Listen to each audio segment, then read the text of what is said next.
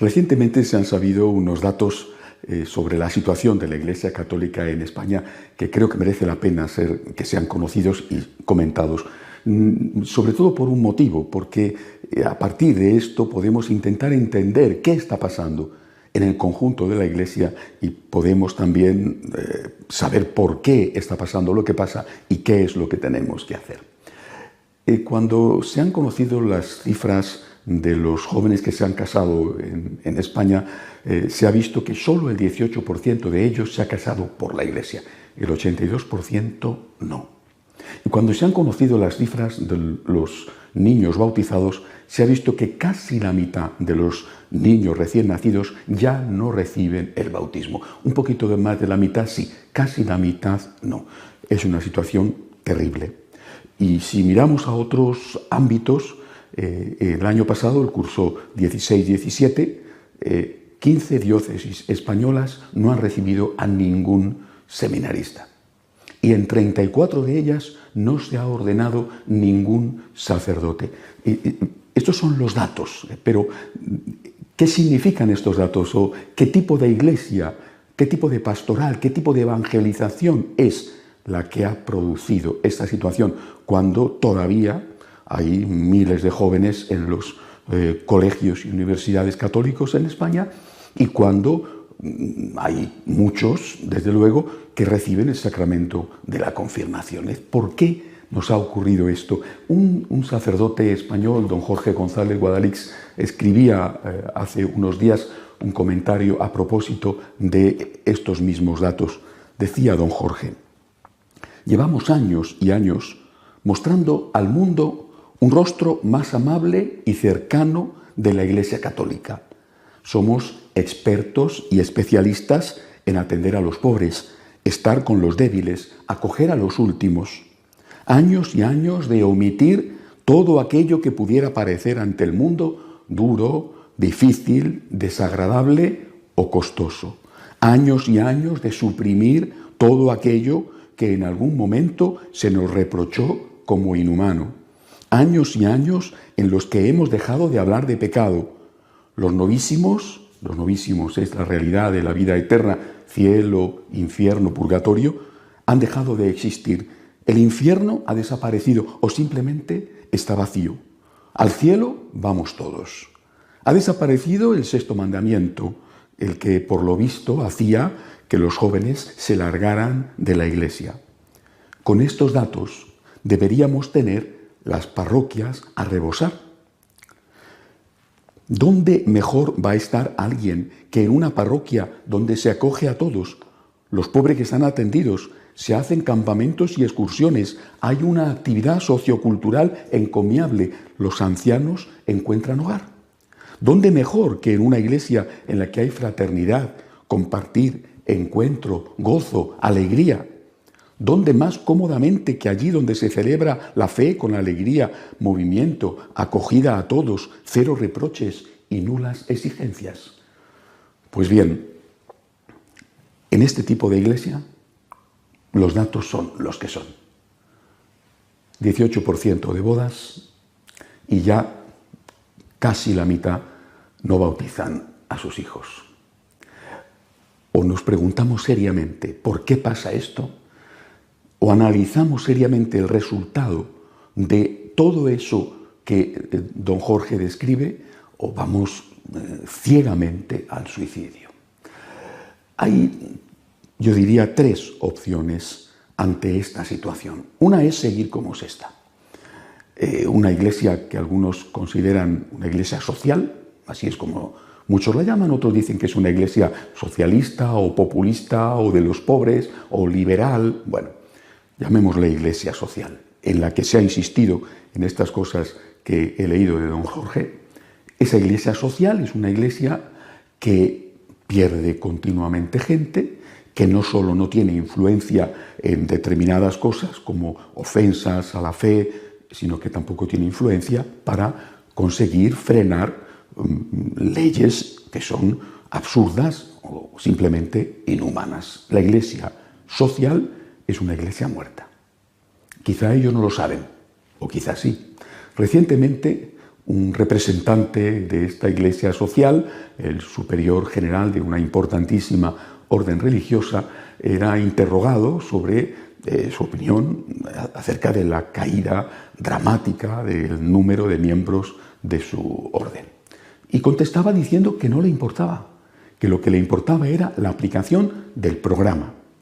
Lo que pasa es que, como sigan así, no van a tener números para aplicar el programa, no van a tener personal para aplicarlo. La iglesia social lo ha intentado. Ellos sabrán si lo han intentado de buena fe o no. Lo ha intentado. El resultado es este. Cada vez hay menos gente en las iglesias, cada vez hay menos niños que se bautizan y desde luego cada vez hay menos parejas que se casan como un sacramento. Hay otra opción, la llamada opción benedictina, no por el Papa Benedicto, sino por San Benito de Nursia, el fundador de los benedictinos. Esta opción, teorizada por Rod Dreher, un escritor, un pensador conservador norteamericano, esta opción dice que esto no tiene solución, no tiene arreglo, y lo que hay que hacer es formar pequeñas comunidades que huyan del mundo. Lo mismo que el monacato, cuando se hunde el Imperio Romano, se va a las afueras, a los montes, a lugares escondidos, y allí conserva la cultura hasta que, después de varios siglos, aquella ruina empieza a desaparecer. Así hay que hacer ahora, dice Rod Dreher. Huyamos del mundo, creemos esas comunidades ajenas a todo, que no intervienen en la política, que han renunciado a imponer o a intentar conseguir tener influencia.